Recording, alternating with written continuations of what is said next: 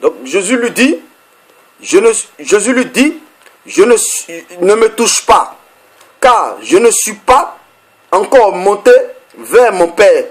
Mais va, trouve mes frères et dis-leur que je monte vers mon Père et votre Père, vers mon Dieu et votre Dieu. Vous voyez, je monte vers mon Père et votre... Donc Jésus est ressuscité, il n'est plus charnel. Il est ressuscité, il n'est plus charnel, il est spirituel, il est céleste maintenant. Et donc, la femme lui dit, Marie lui dit, il dit à Marie, ne me touche pas, mais retourne, dis aux frères que je monte vers mon Père, votre Père. Ça fait deux, vers lui son Père, qui est aussi notre Père, donc ça fait deux personnes déjà. Vers votre Dieu, qui est aussi mon Dieu, ça fait deux encore. Jésus-Christ qui parle. Frère, tu veux encore quelle preuve? En principe, puisqu'il est ressuscité, selon vous, il était charnel, c'est pour ça qu'il disait, et on l'appelait le Fils de l'homme, le Fils de l'homme. Maintenant qu'il est mort, il est ressuscité, il ne devait plus dire mon Père, il ne devait plus dire mon Dieu. Il allait dire, je retourne, simplement. Je retourne à mon trône. Va dire au frère que je retourne à mon trône. Mais c'est pas ça. C'est pas ça. C'est pas ce qu'il disait à la dame. Il lui a dit, je retourne vers mon Père. Je retourne vers, comment on appelle, votre Dieu. Frère, vous attendez quelle autre parole? Vous attendez quelle parole? Et vous-même, vous dites encore que, non, la Bible dit, au commencement était la parole était Dieu. Et que, au verset 1, 14 là-bas, la parole a été faite chair. Donc c'est Dieu qui s'est fait chair. Non, la Bible dit la parole a été faite chair. Et on va voir qui a fait chair cette parole. 1 Jean 1, verset 14, la parole a été faite chair. Et maintenant, on va voir qui a fait chair cette parole. Vous allez voir quelque chose. On va prendre Hébreux 10, le verset 5, frère. Vous allez voir qui a fait chair cette parole-là. Vous mystifiez les frères. Vous les entraînez. Vous les entraînez en enfer. Vous les encouragez sur vos voies que vous avez déjà vous-même empruntées. On va prendre Hébreux. Hébreux 10, le verset 5. Qu'est-ce qu'il dit en Hébreux 10, verset 5? Il dit, c'est pourquoi Christ, entrant dans le monde, dit, tu n'as voulu ni sacrifice, ni holocauste, mais tu m'as formé un corps. Jean 1, verset 14, la parole a été faite chair. Hébreux 10, verset 5, Jésus-Christ lui-même dit, Jésus-Christ entrant dans le monde, il fait mouvement vers le monde. Christ entrant dans le monde dit au Père, tu n'as voulu sacrifice ni holocauste, mais tu m'as formé un corps. Donc, cette parole a été faite chair par Dieu. Ça fait encore deux personnes, frère. Tu m'as formé un corps. Donc vous voyez que ce n'est pas Dieu lui-même qui s'est rendu chair pour venir sur terre. Mais c'est Dieu a formé Jésus, il a donné un corps à Jésus-Christ. La parole a été faite chair. Et cette parole a été faite chair par le Père. Et Jésus-Christ même nous dit maintenant que tu n'as voulu ni sacrifice ni holocauste, mais tu m'as formé un corps. Frère, quelle preuve veux-tu encore? Pourquoi te tortures-tu l'esprit? Pourquoi tu veux mystifier les frères? Frère, fuyez-les. Ils sont en train de vous égarer. Ce sont les antichrists. Ce sont les antichrists. Et ce qu'ils doivent savoir, c'est que le diable qui vous inspire ce mensonge-là, ce mensonge grotesque, ce mensonge mondial, j'allais dire, lui-même connaît le Fils. Mais il vous inspire ces mensonges-là afin que vous puissiez vous égarer comme lui. Vous comprenez? On va voir ça dans les Écritures, que le diable lui-même connaît le Fils. On va prendre le livre de Matthieu. Matthieu 4. Matthieu 4.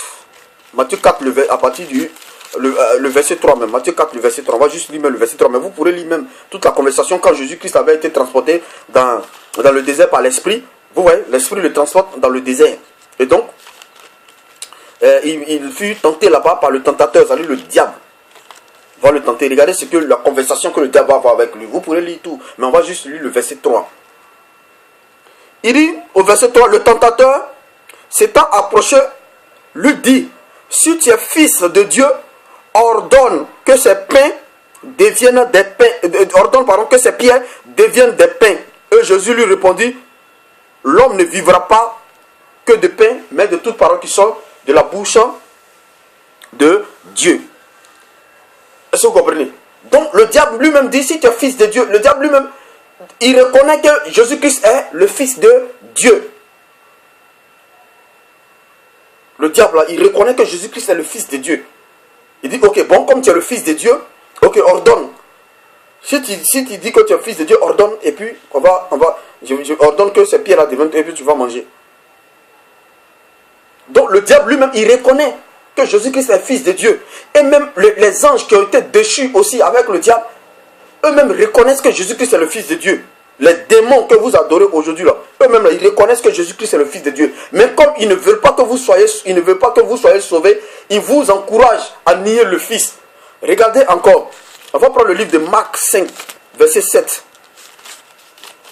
Les démons, c'est-à-dire que le diable avec ses agents, eux-mêmes, ils connaissent le fils. Regardez les démons. Marc, on va prendre Marc, le livre de Marc 5 à partir du verset 7. Il dit quoi dans ce livre? Il dit, Marc 5, le verset 7, hein, il dit, ayant, à partir du verset 6 même s'il vous plaît, ayant vu Jésus de loin, il courut et se prosterna devant lui, et s'écria d'une voix forte, qu'y a-t-il entre moi et toi, Jésus, fils de Dieu très haut? Je t'en conjure, au nom de Dieu, ne me tourmente pas. Voilà, ça c'est un diable, ça c'est un démon qui avait possédé quelqu'un qui est en train de parler comme ça. Lui-même, il reconnaît que Jésus est fils de Dieu. Le démon, il reconnaît que Jésus est fils de Dieu. Cependant, il vous conduisent en enfer. Cependant, il vous enseigne de fausses doctrines. Il vous inspire de fausses doctrines et vous enseignez cette doctrine. Et vous êtes scotché quand vous dites que le Père et le Fils, il n'y a pas. Vous niez et vous dites que c'est le Fils qui est venu, c'est le Père qui est venu en tant que Fils et il est mort, il est parti et il est revenu en tant que Saint-Esprit qui nous conduit aujourd'hui. Et certains disent que c'est le Père et le Fils, le Saint-Esprit qui forment Dieu. La Trinité. Un Dieu en trois. Dieu le Père, Dieu le Fils, Dieu le Saint-Esprit. Et d'autre côté, l'autre côté, c'est le Père, le Fils, le Saint-Esprit, les trois qui forment Dieu. Quelle horreur. Quelle horreur. Même les démons, c'est-à-dire que le diable et ses agents, ils reconnaissent que Jésus-Christ est le Fils de Dieu. Cependant, ils vous égarent, frère. Revenez de cette voie. Revenez de cette voie, frère.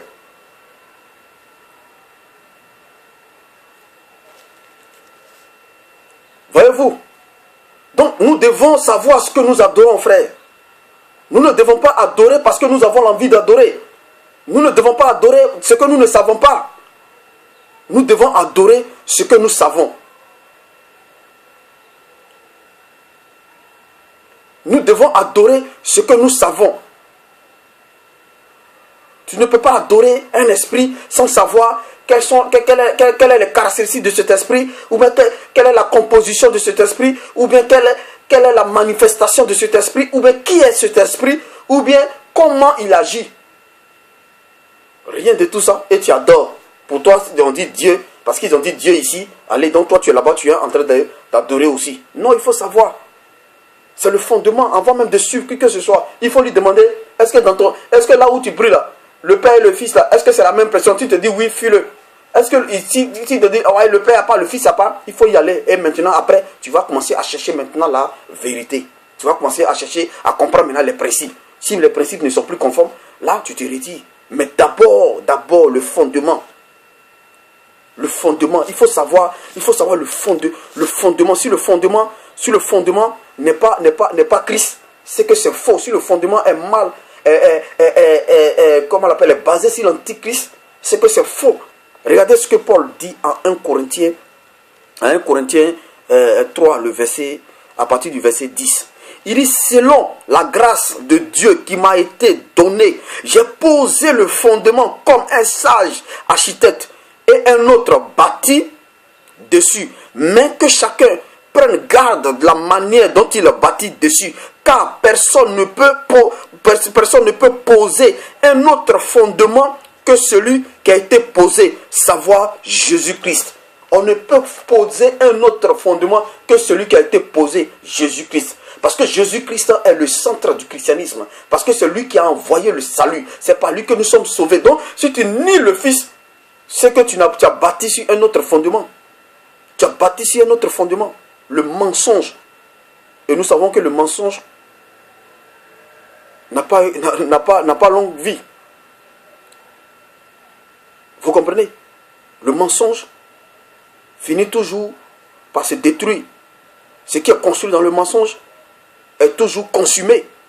Donc frère, pour terminer, je voudrais vraiment vous exhorter, je voudrais vraiment vous appeler à reconnaître le Fils. Je voudrais vraiment vous dire que le Père, le Fils, le Saint-Esprit, c'est trois entités différentes. Le Fils est venu pour sauver l'humanité. Quand le diable et ses agents, quand le diable a désobéi et que Dieu l'a parachuté sur terre, le monde était soumis à la vanité. Le monde était soumis au péché. On était tous morts à cause du diable. Mais Dieu, dans son amour, a concocté un plan de salut qu'il a remis au Fils pour venir nous sauver. Quand vous allez lire Apocalypse 5, au verset 1 jusqu'au verset 5, vous allez lire ce que je dis là-bas. Et donc le Fils s'est humilié. Le Fils s'est sacrifié. Il a eu trop de douleur.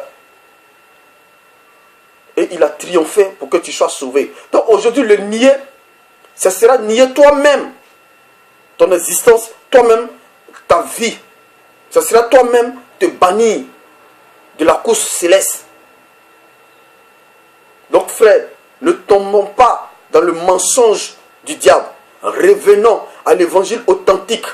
Revenons à ce qui a été écrit. Vérifiez toujours ce qu'on vous donne comme écriture. Tout est là pour que nous soyons sauvés. Dieu n'est pas un Dieu méchant, sinon il n'aurait pas sacrifié son Fils. Donc ce n'est pas un homme qu'il va sacrifier, un homme qu'il va mettre à nu publiquement, qui est humilié publiquement, et c'est des écritures qu'il va cacher pour ne pas qu'on comprenne. Pourquoi? Donc ces écritures-là sont plus importantes que la vie que Christ a donnée. Donc tout est dévoilé dans ces écritures. Il n'y a rien qui soit caché ici. Il n'y a rien qui soit caché ici. L'apôtre Paul pourrait dire, mon évangile est voilé pour ceux qui périssent. Donc l'évangile est voilé pour ceux qui périssent, ceux qui sont avec le diable. On ne vous écrit pas autre chose que ce que vous lisez, frère. Et on vient de voir, le Saint-Esprit rendait témoignage. Le Saint-Esprit est un esprit de vérité, un esprit qui ne ment pas. Et on a vu encore le Père rendre témoignage. On a vu encore le Fils lui-même parler. Et le diable même que vous adorez, lui-même et ses agents, connaissent le Fils. Repentez-vous, frère. Repentez-vous et revenez à Christ. Celui-là qui est l'objet de notre salut. Que Dieu vous bénisse. Qu'il vous donne l'amour de la vérité. Parce que la Bible dit que celui qui n'a pas l'amour de la vérité, Dieu lui envoie une puissance d'égarement pour qu'il croie au mensonge. Donc frère, si tu n'as pas l'amour de la vérité, Dieu va t'envoyer une puissance d'égarement pour que tu sois conforté dans ton égarement. Donc ayez l'amour de la vérité.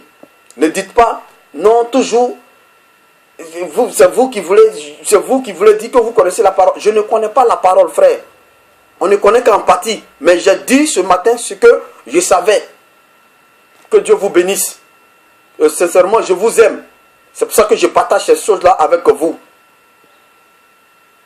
C'est l'amour que j'ai pour vous qui m'amène à vous partager ces paroles. Parce que je veux que nous soyons sauvés. Je veux que nous soyons tous ensemble dans le paradis avec notre Père et que nous nous reposons un jour de nos œuvres. Que Dieu vous bénisse. C'était votre frère Pierre Kouka.